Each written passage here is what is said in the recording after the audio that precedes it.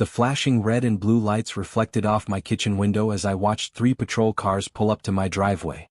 My heart sank as I realized my own colleagues were about to knock on my door, not knowing that the suspicious gathering they'd been called to investigate was actually a barbecue hosted by one of their own. Which country are you listening from? Tell us in the comments below. My name is Detective Maya Johnson, and for the past 8 years, I've served the city of Atlanta as a homicide detective. I moved to the Brookhaven neighborhood 3 years ago, drawn by the tree-lined streets, good schools, and what I thought was a welcoming community. As a single mother raising my 10-year-old daughter Zoe, I wanted us to have a fresh start in a place where she could grow up feeling safe and accepted. The journey to this moment began long before I ever put on a badge. Growing up in inner-city Detroit during the 1990s, I witnessed firsthand the complicated relationship between law enforcement and communities of color. My father, Marcus Johnson Sr., was a factory worker at Ford who taught me that respect was earned through character, not given because of color. My mother, Dorothy, was a social worker who spent her days fighting for families that society had written off. Maya, my mother would tell me as we watched the evening news together, the world is going to try to tell you who you are based on what you look like. But you get to decide who you become based on what you do. Those words shaped my decision to join the police force. After graduating summa cum laude from Michigan State with a degree in criminal justice, I knew I wanted to be part of the solution. I wanted to be the kind of officer who saw people as individuals, not stereotypes. I wanted to bridge the gap between law enforcement and the communities we serve. My early years as a patrol officer in downtown Atlanta were challenging. I faced skepticism from both sides, community members who questioned whether a black woman could truly represent their interests in a predominantly white police force, and colleagues who sometimes treated me like I had something to prove. But I persevered, earning respect through my work ethic, my ability to de-escalate tense situations, and my genuine care for the people I served. The promotion to detective came after I successfully solved a series of armed robberies that had terrorized a neighborhood for months. My captain, a gruff Irish-American man named O'Sullivan, pulled me aside after the case closed. "Johnson," he said, "you've got something special. You see things other people miss and you care about getting it right, not just getting it done. That's what makes a good detective." The house I bought in Brookhaven was a modest 2-story colonial with a spacious backyard, perfect for the kind of family gatherings I'd been dreaming about since childhood. When I walked through it for the first time with Zoe, she ran straight to the backyard and started making plans. "Mom, we could have a pool here," she said, pointing to one corner. "And maybe a swing set over there. And definitely space for a big barbecue grill." I laughed at her enthusiasm, but I shared her vision. This house represented everything I'd worked for: stability, success, and the chance to create the kind of childhood memories I'd always wanted for my daughter. The neighborhood seemed perfect at first. Manicured lawns, friendly waves from joggers, children playing safely in front yards. I introduced myself to neighbors on both sides, bringing homemade cookies and my warmest smile. The Hendersons lived to my right, an older white couple who'd been in the neighborhood for over 20 years.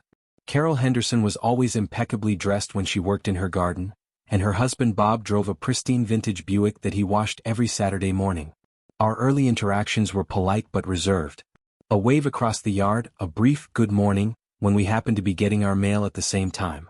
I chalked up their coolness to the natural caution older people sometimes show toward newcomers. I figured time would warm them up. On my left lived the Garcias, a young Latino family with 2 small children. Maria Garcia was a nurse at Emory Hospital, and her husband Carlos worked in construction. Their kids, Sofia and Miguel, were closer to Zoe's age, and the 3 of them quickly became playground friends. The Garcias were warm and welcoming from day one, often inviting us over for weekend dinners where Maria would teach Zoe to make authentic Mexican dishes. For 2 years, life in Brookhaven felt like everything I'd hoped it would be. Zoe thrived at her new school, making honor rolls every semester and joining the debate team. I found my rhythm at work, building a reputation as a thorough investigator who could handle sensitive cases with discretion and skill. My colleagues began seeking my input on difficult cases, and I was invited to join the department's community outreach initiatives. But there were small signs that not everything was as perfect as it seemed. Sometimes I'd notice Mrs. Henderson watching from her window when I had friends over. Once, when my partner Rodriguez stopped by to drop off case files, I caught her peering through her curtains at his unmarked police car. When the mailman, a friendly black man named Jerome, delivered packages to my door, I'd sometimes see her standing at her window, as if she were monitoring the interaction. These moments made me uncomfortable, but I told myself I was being oversensitive. After years of dealing with both overt and subtle racism, I developed what my mother called hypervigilance, the exhausting habit of constantly scanning for signs of prejudice. Sometimes a look was just a look. Sometimes concern was just concern. Still, I couldn't shake the feeling that I was being watched, evaluated, judged by standards that didn't apply to my other neighbors. The idea for the family reunion came to me during a particularly difficult case. I'd been working on the murder of a young black man whose family was convinced the investigation wasn't getting the attention it deserved. Spending time with his grieving mother and siblings reminded me how precious family connections are, and how important it is to celebrate them while we can. I started planning what I called our first annual Johnson family reunion, 6 months in advance. I sent invitations to cousins, aunts, uncles and family friends scattered across Alabama, Tennessee, Georgia and Michigan. I wanted to bring together all the people who'd shaped me, who'd supported me, who'd celebrated my successes and helped me through my struggles. The invitation list grew as I thought about all the people I considered family. My biological relatives, of course, but also my chosen family, the colleagues who'd become close friends, the mentors who'd guided my career, the neighbors who'd watched Zoe grow up. Detective Luis Rodriguez had been my partner for 3 years, and we'd developed the kind of trust that can only come from facing danger together. He was a second-generation Mexican-American who understood what it meant to navigate predominantly white spaces while maintaining your cultural identity. We'd spent countless hours in patrol cars and coffee shops, sharing stories about our families and dreams for our children. Sergeant Patricia Williams ran the department's community outreach program and had become a mentor to me. She was a black woman in her 50s who'd broken barriers throughout her career, and she'd taken me under her wing when I was struggling with some of the politics of police work. "Maya," she told me during one particularly frustrating week, "you can't change everyone's mind about who you are. But you can make sure that your work speaks so loudly that their doubts become irrelevant." Lieutenant Robert Thompson had been my supervisor when I made detective, and he'd become something of a father figure to me. He was a white man from rural Georgia who'd grown up during the civil rights era and had seen his hometown transformed by the courage of people who looked like me. He often said that working with officers like me had made him a better cop and a better person. The reunion was set for the first Saturday in July, when the Georgia heat would be manageable and families could travel without dealing with school schedules. I spent weeks preparing my house and yard, setting up tables and chairs, testing the sound system, and planning a menu that would showcase the best of Southern cooking. I hired my cousin Marcus's barbecue catering business to handle the main dishes. Marcus had moved to Birmingham 5 years earlier to start Johnson's Joint, and his dry rub ribs had become legendary throughout Alabama. He was driving down with his smoker trailer and enough meat to feed 50 people. My Aunt Beverly, my mother's sister, was bringing her famous mac and cheese, the recipe that had been passed down through 4 generations of Johnson women. She was a retired teacher who'd spent 30 years in Birmingham's inner-city schools, and her stories about her students always reminded me why education and mentorship mattered so much. My mother was flying in from Detroit with enough sweet potato pie to feed a small army, plus her legendary cornbread dressing and green beans seasoned with just the right amount of fatback. At 72, she still moved with the energy of someone half her age, and her presence always made any gathering feel more special. The week before the reunion, I found myself getting more excited than I'd been about anything in years. I'd been working long hours on a difficult case, and the thought of having all my favorite people in one place felt like exactly the medicine my soul needed. I sent a group text to my police colleagues who were invited. "Can't wait to see you all Saturday. Fair warning, my family is going to spoil you rotten with food, and my mother is going to ask you embarrassing questions about my work performance." Rodriguez texted back, "Looking forward to meeting the woman who raised such a pain-in-the-ass partner." Sergeant Williams responded, "I'm bringing my famous potato salad. Your family's about to understand why everyone at the precinct fights over leftovers when I bring food to potlucks." Lieutenant Thompson simply wrote, "Honored to be included, Detective. See you Saturday." The Saturday of the reunion dawned bright and beautiful, with the kind of clear blue sky that makes you grateful to be alive. By 10 a.m., I was in full preparation mode, setting up tables in the backyard, arranging chairs in conversation clusters, and testing the playlist I'd spent weeks curating, a mix of classic soul, contemporary R&B and family-friendly hip-hop that would appeal to multiple generations. Zoe was practically vibrating with excitement, helping me arrange flowers and making sure every detail was perfect. She'd been looking forward to this day almost as much as I had, eager to meet cousins she'd only talked to on video calls and to show off the home we'd built together. "Mom, do you think Cousin Marcus will let me help with the barbecue?" she asked, adjusting a centerpiece for the 3rd time. If you ask nicely and promise to follow all his safety rules, I replied, smiling at her enthusiasm. The first guests arrived at noon, my mother and Aunt Beverly, who'd driven down together from the Atlanta airport. Watching them walk into my backyard, arms loaded with covered dishes and faces bright with joy, I felt a surge of pride that brought tears to my eyes. "Baby girl," my mother said, pulling me into one of her famous hugs, "you've done something beautiful here. Your daddy would be so proud." My father had passed away 5 years earlier, and I still felt his absence at every family gathering. He'd been the kind of man who could make anyone feel welcome, who saw the best in people regardless of their background, and who taught me that character was measured by how you treated people who couldn't do anything for you. By 1 p.m., my backyard was transformed into a celebration of everything I loved most about my family. Marcus had arrived with his smoker trailer, filling the air with the mouth-watering aroma of slow-cooked ribs and pulled pork. Children were running around playing tag while adults caught up on months or years of missed conversations. My cousin Denise, a teacher from Nashville, was deep in conversation with my cousin Jerome, who worked as a mechanic in Huntsville.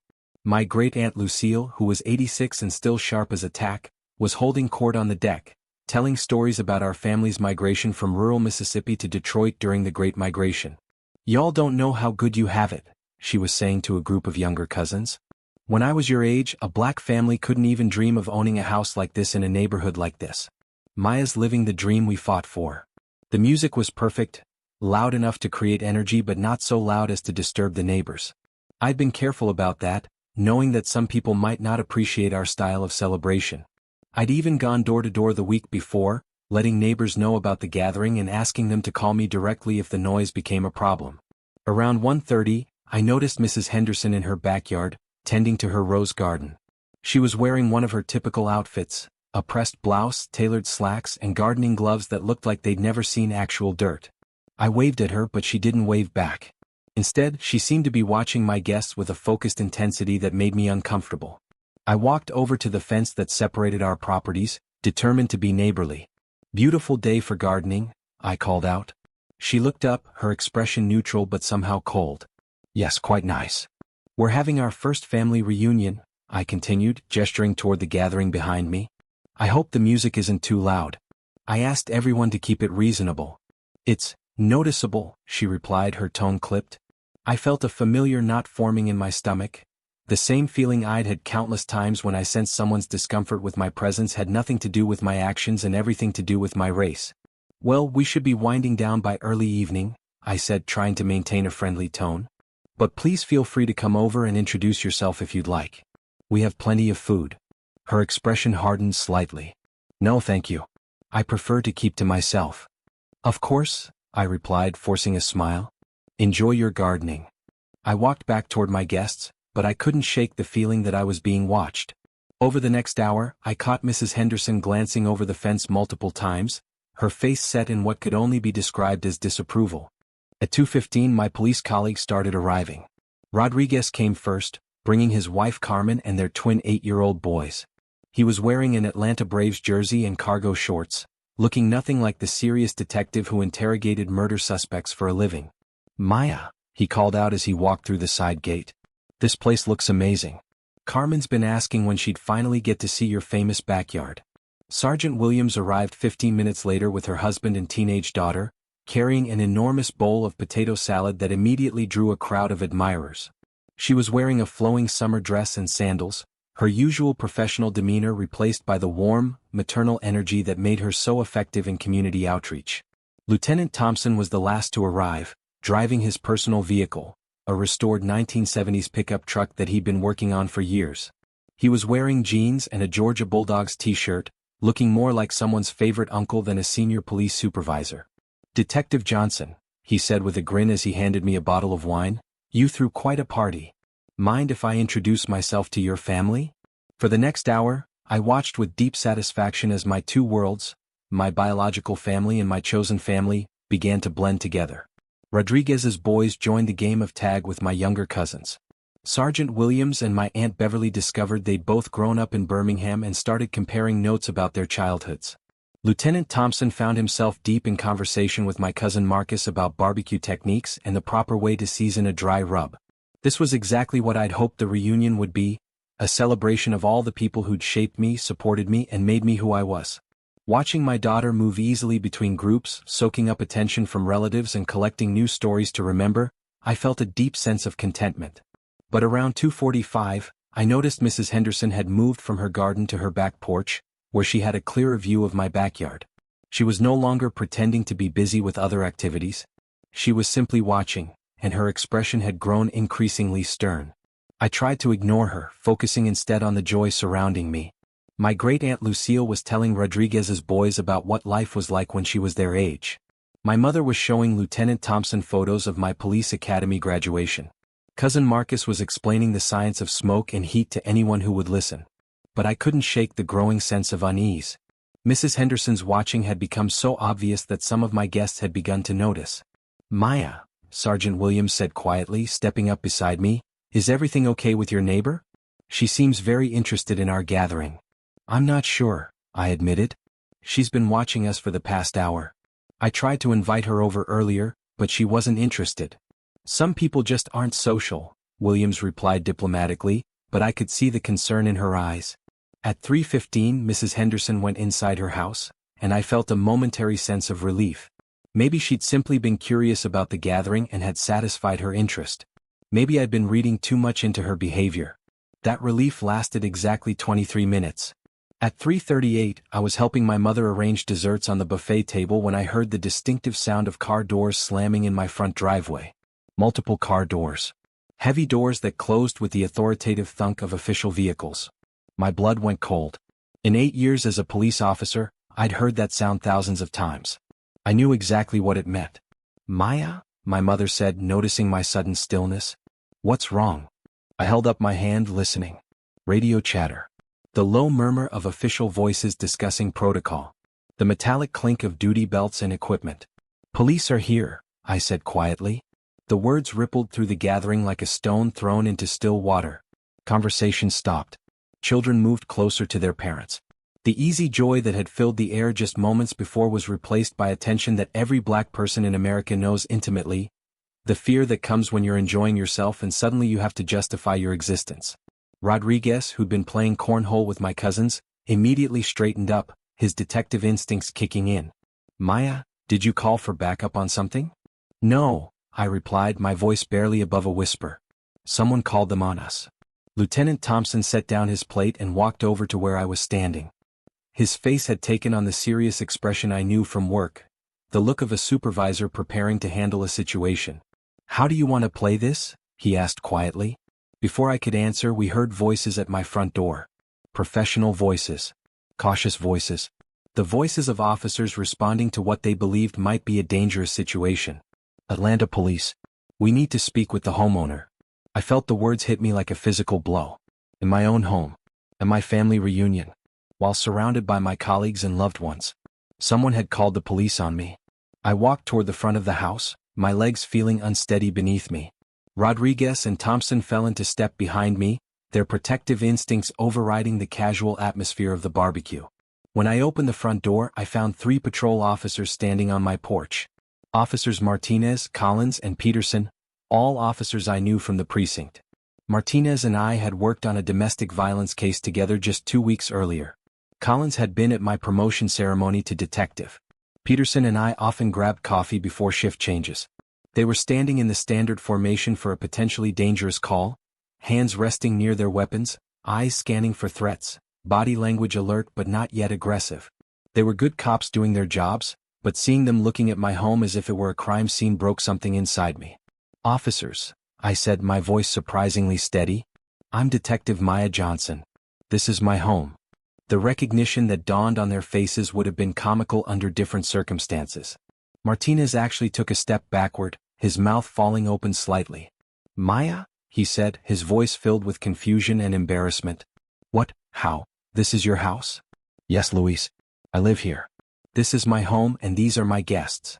Collins stepped forward, his face flushed with discomfort. "Maya, we got a call about a large gathering. Possible gang activity." The caller reported suspicious behavior, loud music, and what appeared to be drug activity. The words hit me like individual slaps. Gang activity. Drug activity. At a family barbecue hosted by a police detective. Drug activity? I repeated, my voice barely audible. Peterson, who was the senior officer among the three, looked like he wanted to disappear into the ground. The caller specifically mentioned seeing several black males in what appeared to be gang colors, possible weapons, and suspicious behavior that suggested illegal activity. I looked down at my Queen of the Grill apron, then back at the officers. Gang colors? They meant the Atlanta Falcons jerseys my cousins were wearing. Possible weapons. Probably the grilling tools Marcus was using for the barbecue. Suspicious behavior. Eating, laughing, and celebrating with family. Gang colors? I said slowly. You mean the Falcons jerseys my cousins are wearing to support our local team? The officers looked increasingly uncomfortable. They knew me. They knew what kind of person I was, what kind of cop I was. But they also knew they had to follow protocol when a call came in. Maya, Martinez said gently, we have to investigate every call we receive. You know that. I know exactly what you have to do, I replied, feeling years of frustration and pain rising in my chest. Come on back. Meet my family. See this dangerous criminal activity for yourself. As we walked toward the backyard, I felt the eyes of my family members on us. The laughter had completely stopped. The music had been turned down to barely audible. Children had moved behind their parents. Elderly relatives sat frozen in their chairs, their faces showing the kind of fear that comes from decades of experience with how quickly joy can turn to terror when police arrive. My great-aunt Lucille, who'd lived through the civil rights era in Mississippi, was gripping the arms of her chair so tightly her knuckles had gone white. My cousin Denise had gathered her children close to her side, her teacher's instincts telling her to protect the young ones from whatever was about to happen. Everyone, I said, my voice carrying across the suddenly quiet yard, I'd like you to meet some of my colleagues from the Atlanta Police Department. Officers Martinez, Collins, and Peterson. The silence that followed was deafening. 40-plus people who'd been celebrating just minutes before now watched three uniformed police officers with the kind of wariness that comes from knowing how quickly these situations can go wrong. My mother, who'd been through the civil rights movement in Detroit and had seen police used as weapons against peaceful black families, stepped forward with a dignity that made me proud and heartbroken at the same time. Officers, she said, her voice steady but cautious, I'm Dorothy Johnson, Maya's mother. Welcome to our family reunion. The officers nodded respectfully, but I could see the conflict in their eyes. They were good cops, but they were also human beings who'd been conditioned by training and culture to see gatherings of black people as potentially threatening. Even knowing me, even seeing the obvious family nature of the gathering, they couldn't completely shake the programming that had brought them here. Martinez looked around the yard, taking in the scene with fresh eyes. Children playing cornhole. Elderly relatives sitting in lawn chairs. Teenagers listening to music on a portable speaker. A woman in a Queen of the Grill apron standing next to a man in a Birmingham Fire Department t-shirt who was manning a professional-grade smoker. Ma'am, Collins said to my mother, we're sorry to interrupt your family gathering. We received a call about suspicious activity in this area. Suspicious activity? My Aunt Beverly stepped forward, her voice carrying the sharp edge of someone who'd spent 30 years dealing with institutional prejudice as a teacher in Birmingham's inner-city schools. Officer, what exactly is suspicious about a family barbecue? Before the officers could respond, I heard familiar voices behind me. Maya. Sorry we're late. Traffic was absolutely brutal coming from downtown. I turned to see Detective Rodriguez walking through my side gate, followed by Sergeant Williams and Lieutenant Thompson. They'd been inside when the call came through, getting plates of food and meeting family members. Now they emerged to find their colleagues standing in my backyard like they were investigating a crime scene. The three responding officers stared in shock as more of their colleagues appeared in my backyard. Rodriguez was carrying a plate loaded with Marcus's ribs. Sergeant Williams had her arm around my cousin Denise's daughter, whom she'd been mentoring about college applications. Lieutenant Thompson was wearing a Johnson Family Reunion 2024 t-shirt that my mother had insisted he take. Rodriguez. Martinez called out, his voice filled with confusion. Williams? Lieutenant Thompson? What are you doing here? Maya invited half the precinct to her family reunion, Rodriguez replied, then noticed the patrol cars in the driveway and the formal stance of his colleagues. What's going on? Why are you guys here in official capacity? The situation was becoming surreal. I stood in my own backyard, surrounded by my family and my colleagues, while three patrol officers tried to figure out how to handle a call about suspicious activity at what was clearly a police officer's family gathering. Lieutenant Thompson, who'd been my mentor since I joined the force, stepped forward. His presence commanded immediate respect from the junior officers, but his face showed the kind of controlled anger that comes from recognizing injustice. "Officers," he said, his voice carrying the authority of 25 years on the force, "I'm Lieutenant Thompson. Detective Johnson is one of our finest investigators. This is her home and these are her family members and colleagues. What seems to be the problem?" Collins, who was the senior officer among the three responders, looked like he wanted to crawl under a rock. "Sir, we received a call about possible gang activity. Large gathering, suspicious behavior, potential weapons, and what the caller described as drug activity." Lieutenant Thompson's jaw tightened. In his quarter-century as a police officer, he'd seen this kind of racial profiling more times than he cared to count, but it never got easier to witness. "I see," he said, his voice dangerously calm. "And what evidence of gang activity have you observed here today?" The officers looked around the yard again, seeing it through the eyes of their supervisor. Children playing games.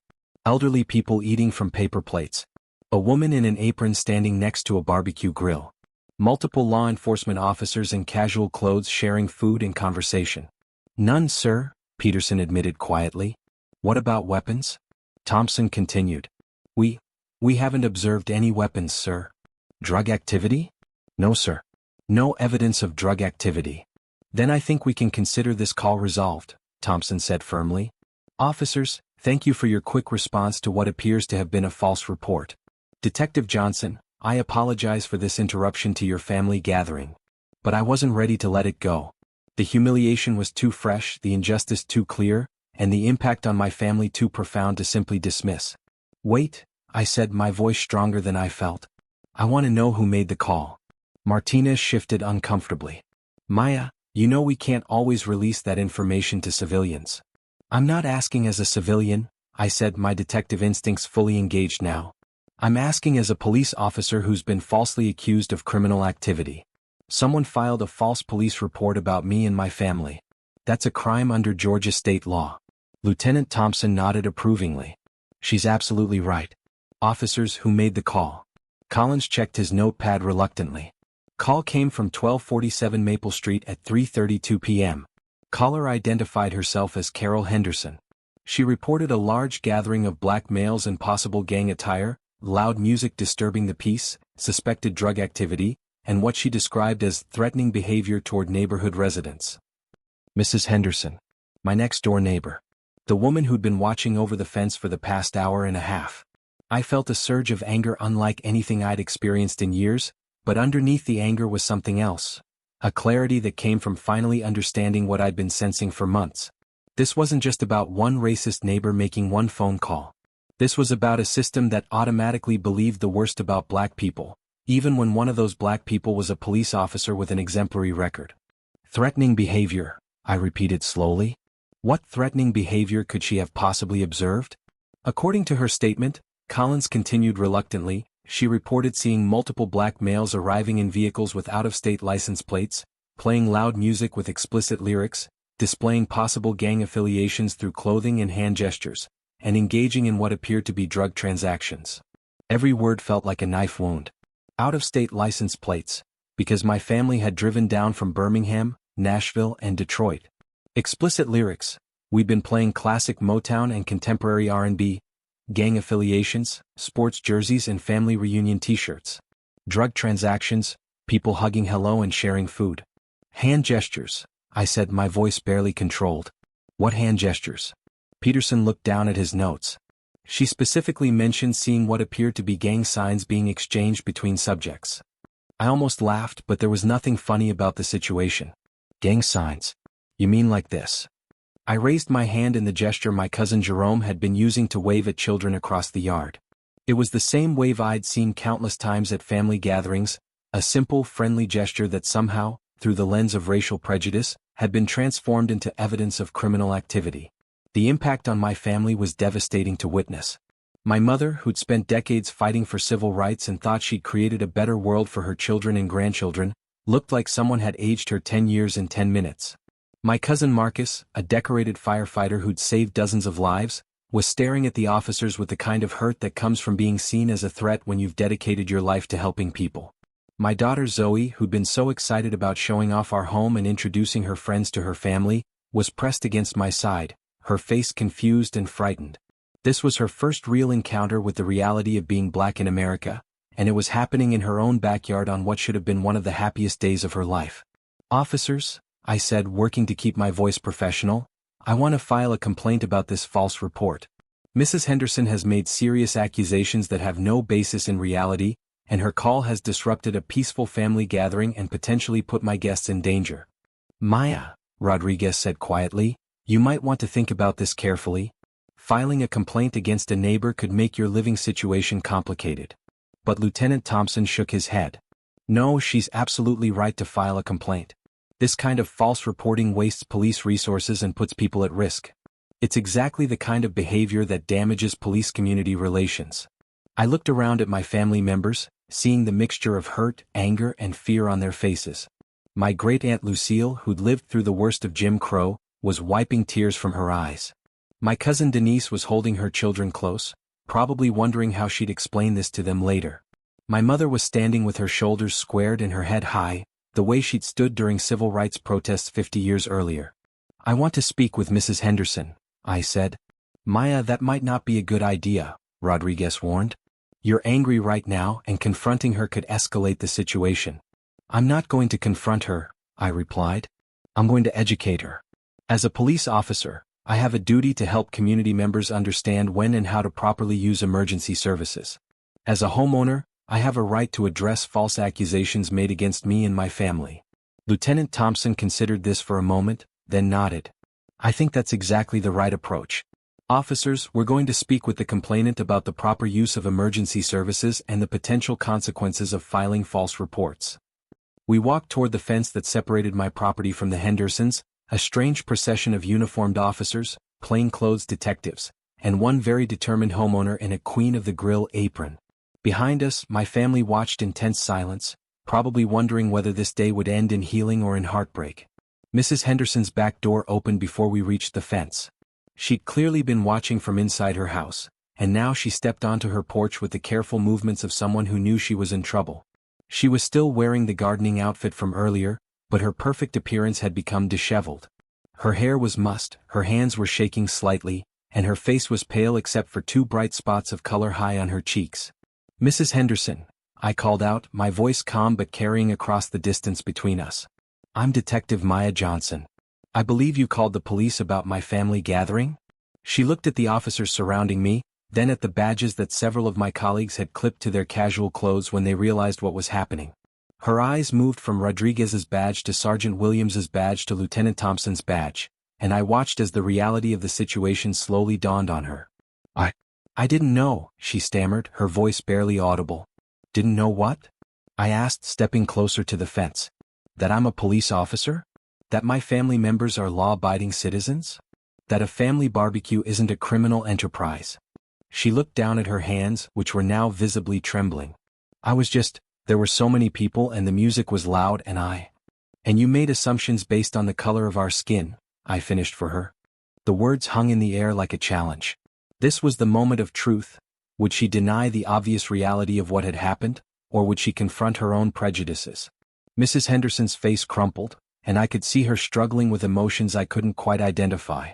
Fear certainly. Embarrassment definitely. But there was something else there too, something that looked almost like shame.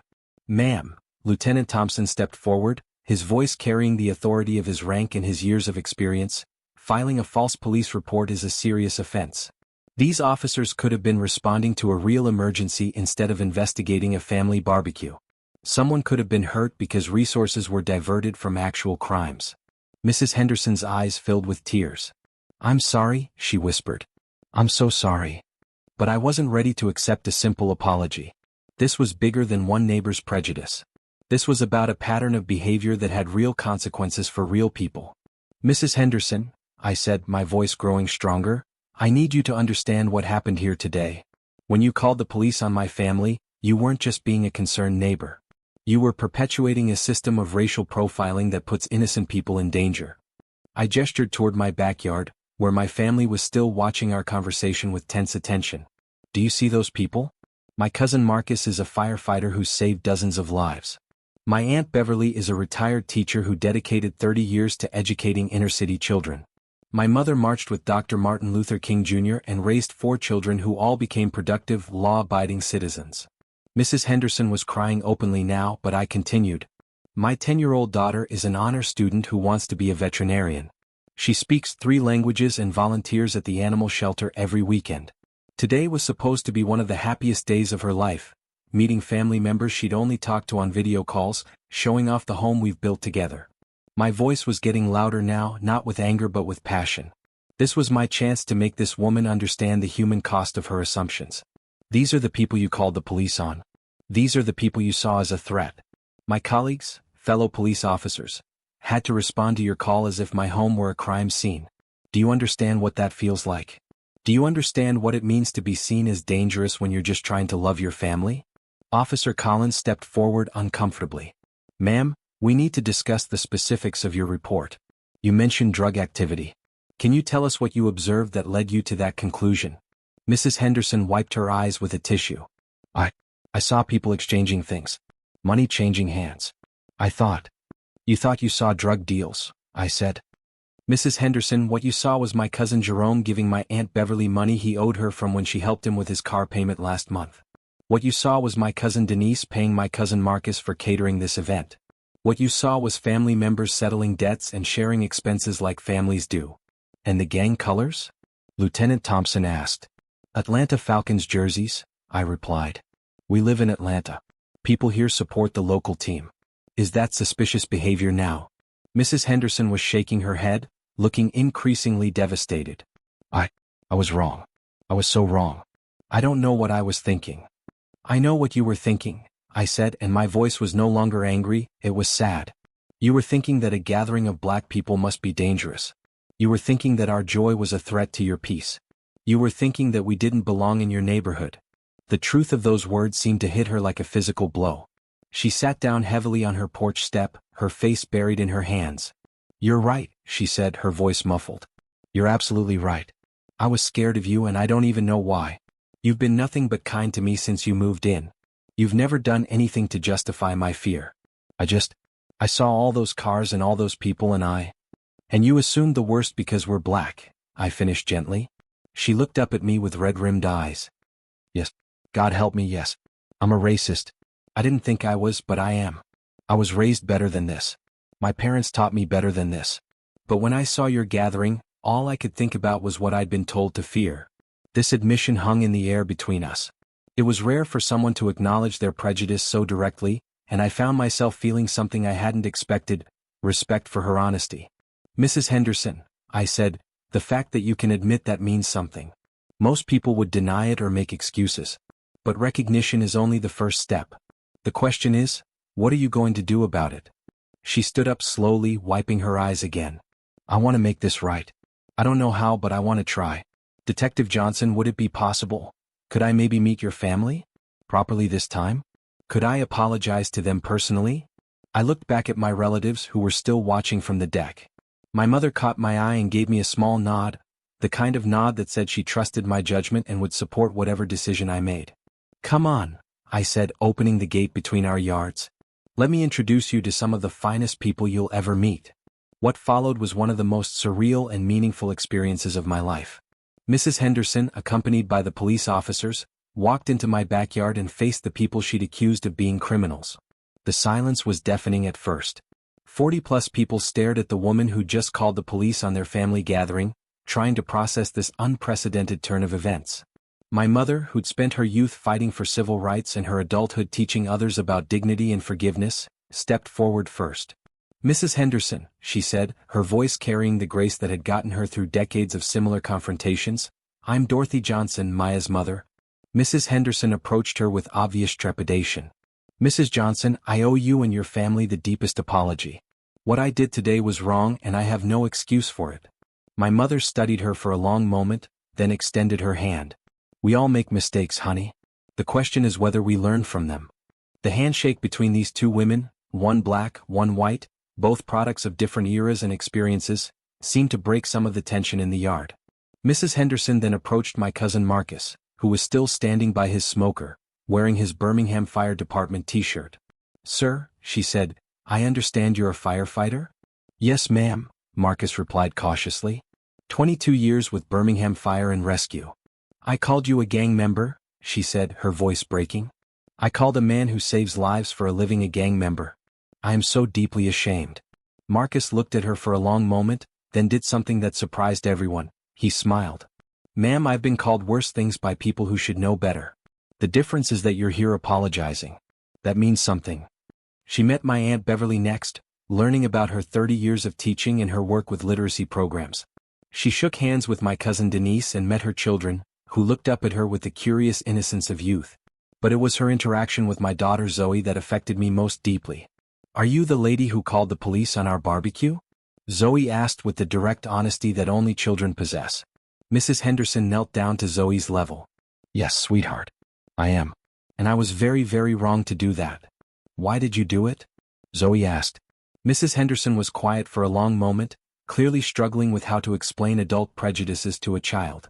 Because I was scared of people I didn't know, and that fear made me see danger where there wasn't any.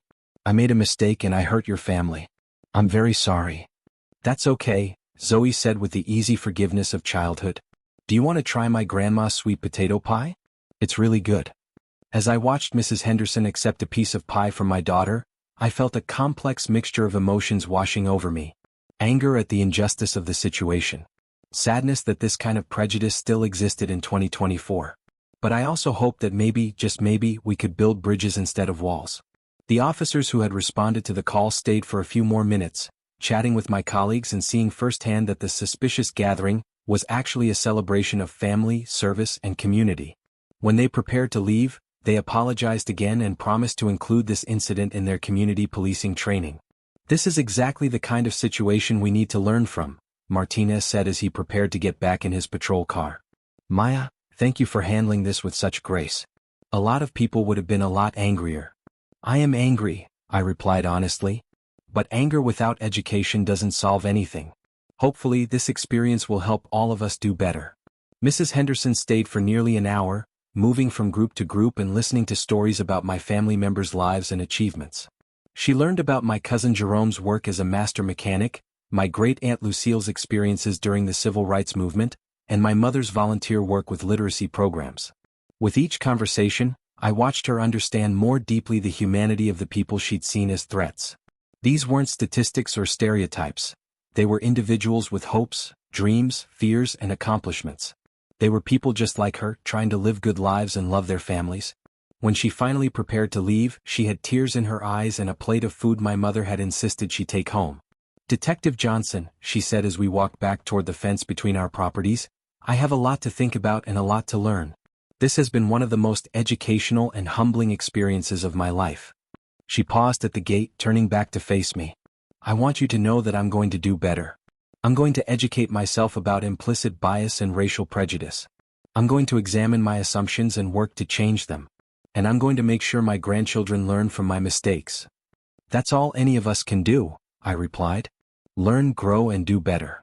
After she left, my family gradually returned to the celebration, but the mood had shifted.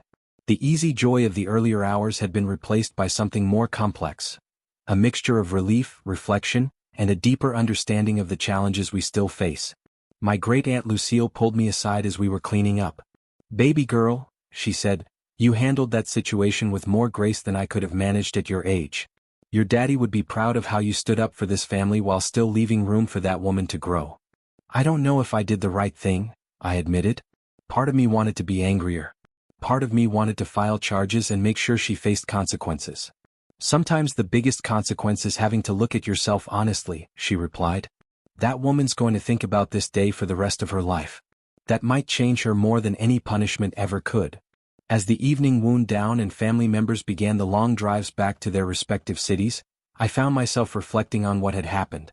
What started as one of the most humiliating experiences of my life had become something else entirely, a moment of genuine human connection and the possibility of real change.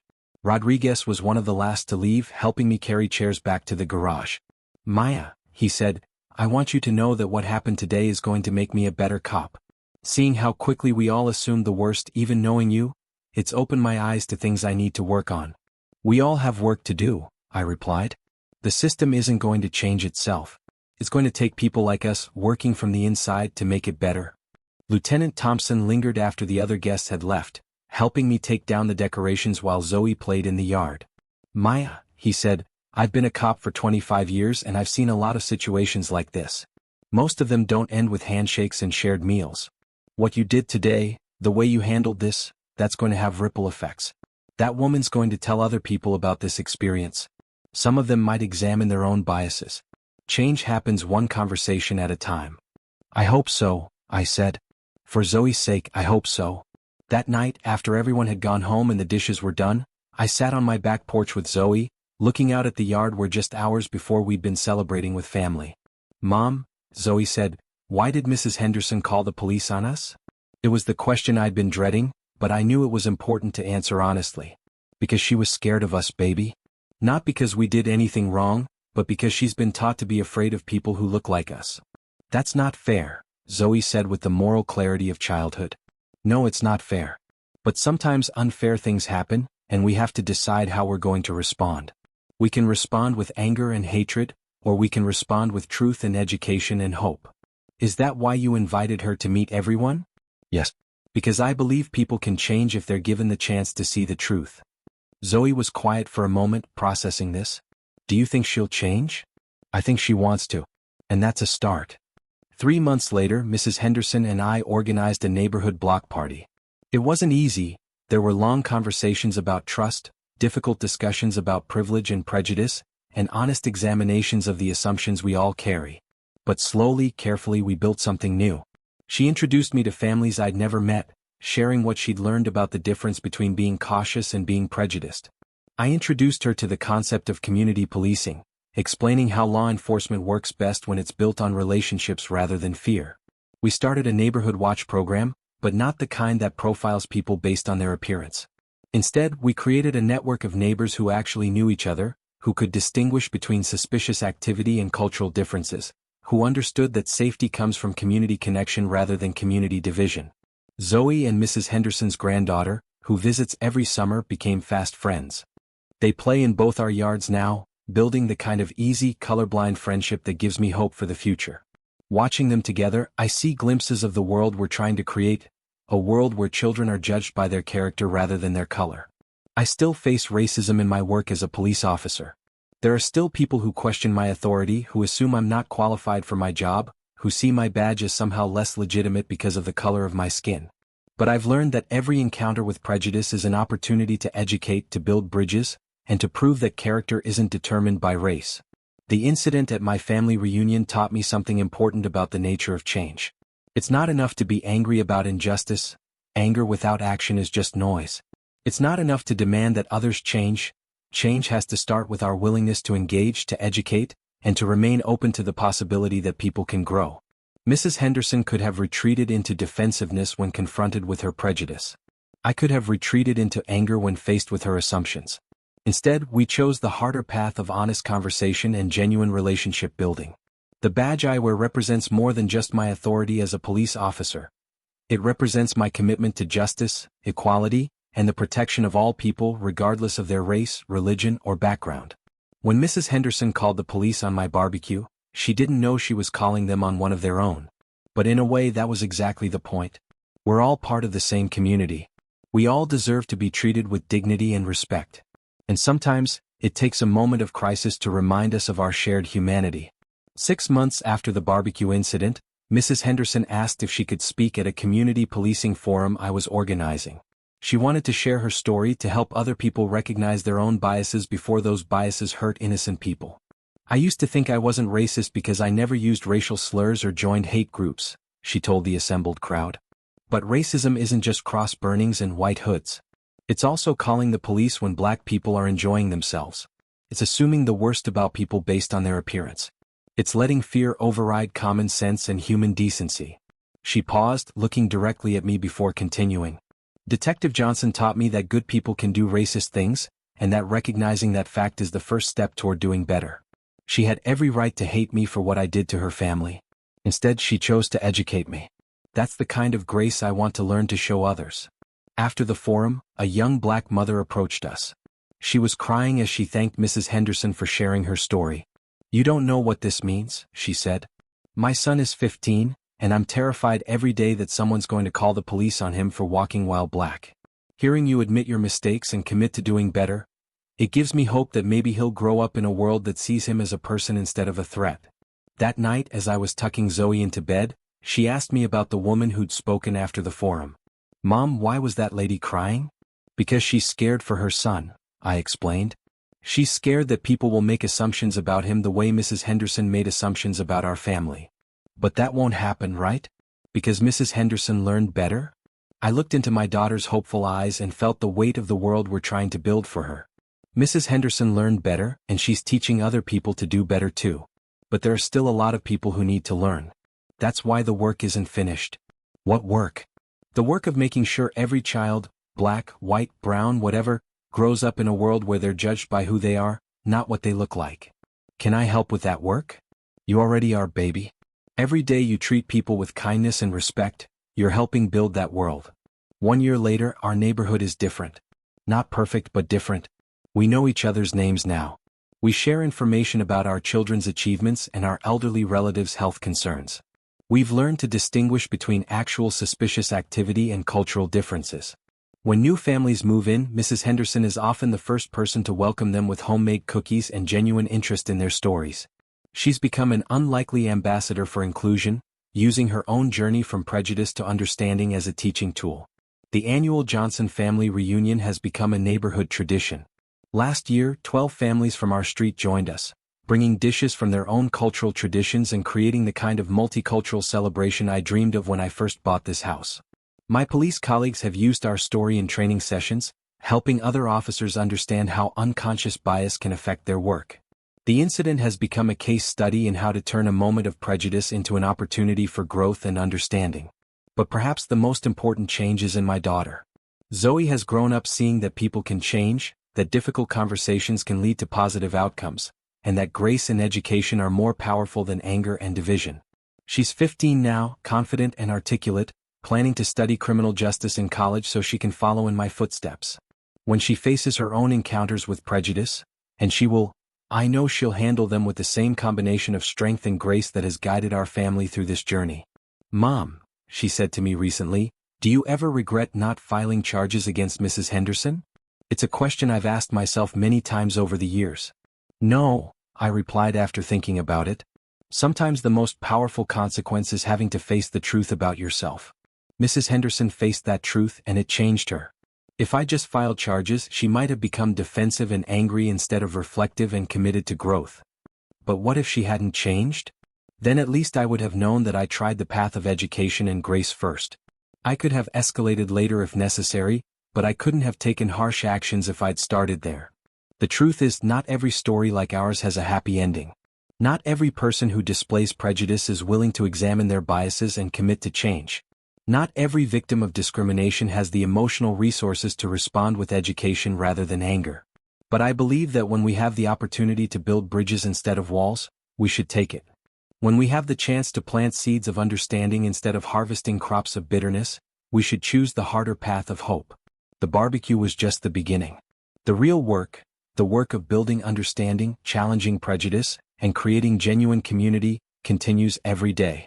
It happens in grocery store conversations and school board meetings, in traffic stops and coffee shop encounters, in the countless small moments where we choose to see each other's humanity instead of our differences.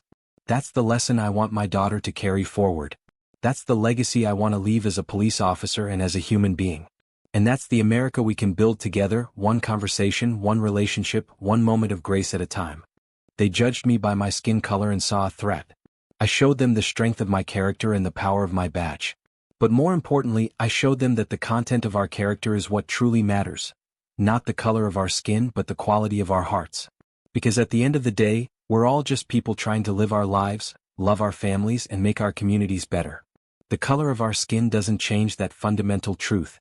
And the sooner we all understand that, the sooner we can build the kind of world where no child has to wonder if they're safe in their own backyard, and no family has to fear that their joy will be seen as a threat. That's the America I'm fighting for. That's the America my daughter will inherit. And that's the America we can build together, one barbecue, one conversation, one moment of understanding at a time.